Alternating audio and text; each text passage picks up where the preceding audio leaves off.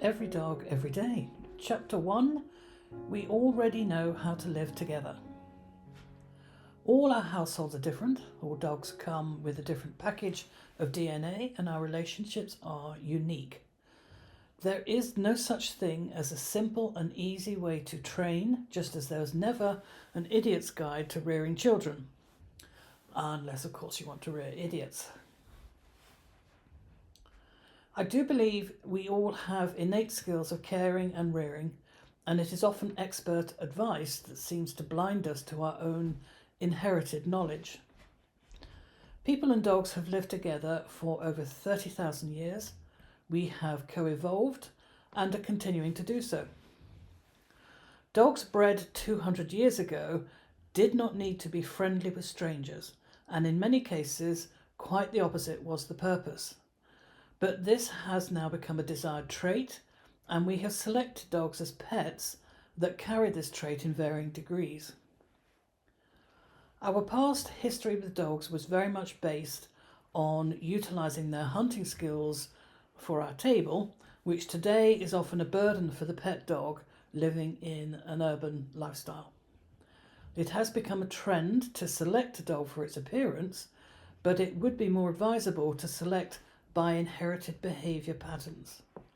Some extremities may not be appealing to the eye, but the extremities of behaviour are a lot harder to live with than appearance. We may choose a breed because of their perceived status, such as the working collie, the cocker spaniel, or the Labrador, but we actually buy the whole package. We cannot just choose their wonderful intelligent abilities and working outlook without the need to control movement or hunt birds. It is a common view.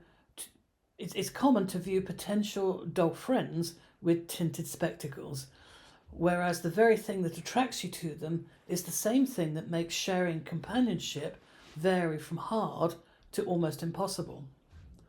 Breeds come and go in fashions and trends. Winning Crufts or the latest blockbuster films featuring a particular breed has never been good news for the breed as a whole. I have shared my life with many dogs, counting towards 300 years of amiable house sharing. I'm now of an age where I default to the term over 50 years experience, which seems to be the watershed we're all considered to have enough knowledge. The 10,000 hours that marks the point after which we should know what we were doing. That is 10,000 people who can now walk a dog on a lead and 100,000 piles of poo collected. Childhood was not particularly doggy. A single pet household, from learning to tease on German Shepherds, who did an excellent job of protecting us as children, through to the more acceptable toy poodles. My first partner was a Cavalier, Dickon, and he began a lifetime of service to the species, enabling people to increase their understanding of dogs and enjoy the special relationship that can be experienced with dogs. Over 50 years of training people with dogs, over 50 years of successfully competing in dog sports, and over 50 years of working dogs, and over 30 litters of house-reared puppies. Yep, I've picked it all up. This practical experience, combined with a desire to explore outside the box, has matured into a veritable encyclopedia of dog stuff. I am also quite good at it. Now that I sit with my back leaning on this 50-year ridge and look back over my gathered knowledge, experience and skills all blend in, and I have no doubt that dogs deserve every atom of effort, time and compromise that we can give them. They owe us nothing. The debt is on our side and it needs rebalancing. I hope you will be able to add your coinage to the scales as well. I have complete trust in dogs to try and find solutions, meet us halfway, and whatever you invest in your relationship will always come back wrapped in sunshine.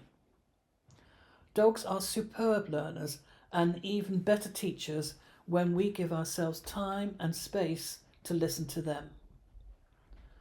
The learning experience is part reading, some videos, part experimenting, mixed with a lot of observing, healthy questioning, and some evidence seeking.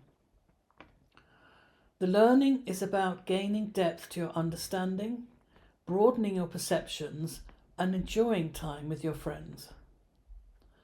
We cannot separate the different life stages of dogs and provide pertinent quick fix solutions.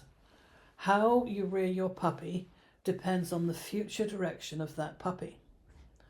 How you integrate a second-hand adult dog into your life depends on their history and your lifestyle. I feel insulted when a simple recipe describes how to achieve no pulling lead walking. It insults the complexity of the dynamics involved and dismisses the variation and individuality of the relationship. In my long history of teaching people, teaching dogs, I have always respected that every person has a desire to understand and is not just seeking a quick fix. Only on one occasion has a client found their solution and asked to be excused from the rest of the course. No one has ever said, "Oh, don't bother with all that guff, just tell me what I must do to fix the dog."